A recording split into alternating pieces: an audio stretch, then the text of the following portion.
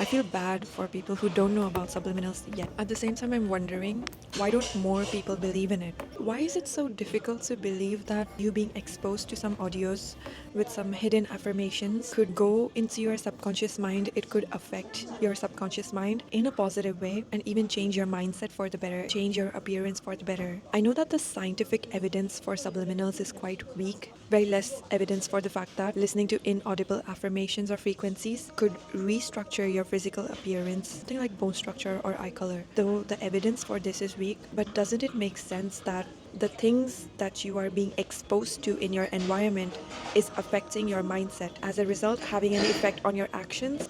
For me, it's not that far-fetched to think that subliminals can change your appearance. I mean, okay, this is again anecdotal evidence, but last night saw this guy's post, and in the first picture, yes, he looks so chopped. I can't believe this kind of a transformation is possible just by listening to subliminals. I'm pretty sure a lot of effort went into that. The fact that something like this is possible, it's like it looks like a completely different person. I feel like a completely different person too. Recently, I've been working on my confidence. I'm tired of letting the feeling of shyness stop me from doing what I want to do. So I've been listening to a bunch of confidence subliminals.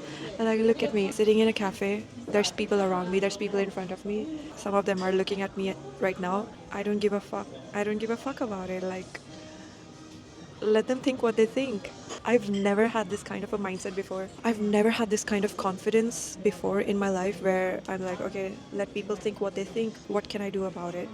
I had been eating a lot of sweet things. I have this cookie in my bag right now as well, and I've been eating a lot of desserts. Since my teen years, I've been someone whose skin is easily affected by my diet. But even when I do have any trouble on my skin, I listen to my go-to subliminals, my beauty subliminal playlist. I link it in the description below, and like, everything's gone.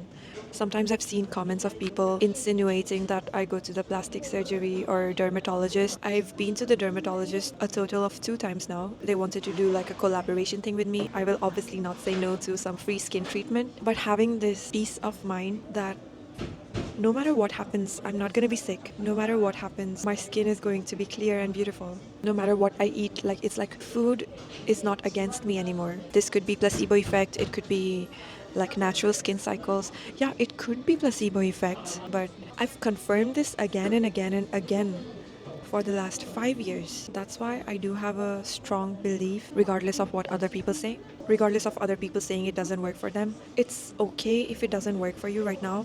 God knows that there's so much, like, it's so easy to be affected by the negativity, and if our subconscious belief is that nothing good works out for me, no amount of listening to subliminals can make it better. When I do see people with things that I have struggled with in the past, like an eye infection, styes, or acne, I just want to tell them to give it a try at least once. And if that one time didn't work with your subconscious mind before completely writing it off. And if you're not seeing any physical changes, I would highly suggest listening to some subliminals for self-concept, confidence, self-love, because whenever we try to change something about ourselves from a place of hating ourselves, it's not going to work out.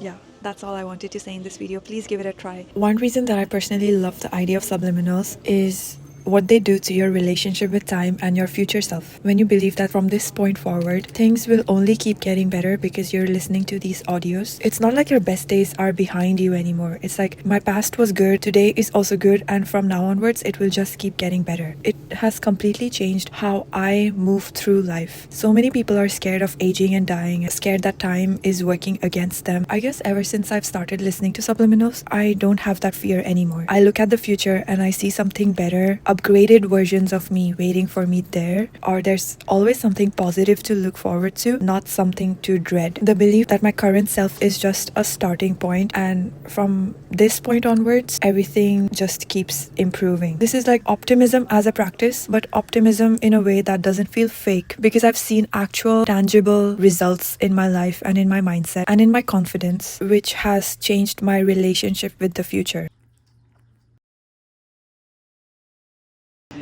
So I want to be honest about this, the downside of listening to subliminals. When I first started in 2020, things that used to feel super hard started to become quite effortless. Like my health issues faded away, my skin cleared up. I started experiencing what felt like good luck on a daily basis. Soon enough, that became my identity. Like I am a lucky girl and things always work out in my favor. I started to have this expectation that life is supposed to feel effortless all the time. This expectation that life is always supposed to be easy. It started feeling like if I just listen to it for long enough, stay consistent with my listening and also keep manifesting it, everything would just flow. Like things are not supposed to be hard. I think that was the underlying belief. I don't want things to be hard anymore. And when things got hard, as they inevitably do, I felt like something was going wrong. I didn't know what to do with that. So here's the realization that I recently had. Nothing in life is going wrong when things are hard, when things are difficult. Nothing is going wrong. That's the realization I had. Kind of like a difficult truth to swallow. Anything that's worth having requires you to do hard things. Things that are uncomfortable, unglamorous, that only you know that you've put effort into and no one even recognizes that. There's another kind of confidence and self-esteem that comes from having put in the effort to achieve something worth achieving.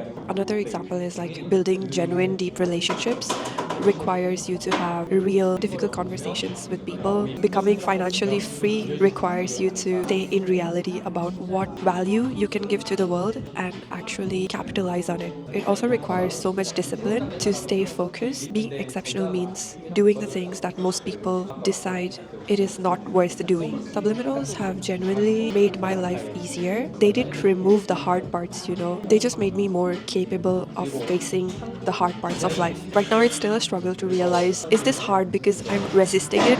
Or is this hard because life is hard by design? A lot of this discernment requires you to recognize your own emotions. I just lost my train of thought. Anyway, the point that I'm trying to make is life is hard and you are capable of doing hard things. And subliminals are a supplementary tool to achieve what is worth achieving. So I was just pondering on this topic that ultimately all advice is useless unless it is actually implemented. I've been obsessed with health stuff since I was 15 years old because I had like really terrible acne. So I wanted to somehow fix my skin. It had to do with like my self-image, me trying to change because I don't love myself. But nothing actually practically changes until we take action towards it. I want to give the example of, ever since I started listening to subliminals and my skin completely cleared up because of subliminals, I thought, okay, subliminals are like pretty much the cure, like your mindset and self-love and all the internal work is pretty much the cure to everything. Let me try to cure everything that way. But if I completely disregard my physical body and only keep working on my mind, I felt like something was missing. My diet had more to do with eating low sugar. I was thinking back to the fact that since 15, I've been accumulating all this knowledge about health, so much about the mindset, so much about diet and exercise, and none of it matters, like absolutely none of it matters unless it is implemented in your day-to-day life. I know that taking vitamin supplements, taking creatine is really good for you, really good for your health, even for women. I either forget to take it or intentionally I don't take it. And I know that practicing gratitude, doing shadow work, doing subconscious mind work, like sitting with yourself, sitting in the discomfort and not running away from your emotions, I know that is the right thing to do. That is what's going to cause the healing. Like there could be so many reasons for not doing a certain practice. It could be something to do with like fear, uncertainty. Like there's so many reasons to not do something. Nothing works. Nothing will actually change in your life unless you, the one who is procrastinating, you have to take the physical action step with your mind aligned. You have to do the work. You have to eat your protein, take vitamins up, do completion process. I just said these in a rapid fire way as a reminder to myself, if any of it sounds overwhelming, we don't have to do anything that we don't want to do. Each action that you take is a choice.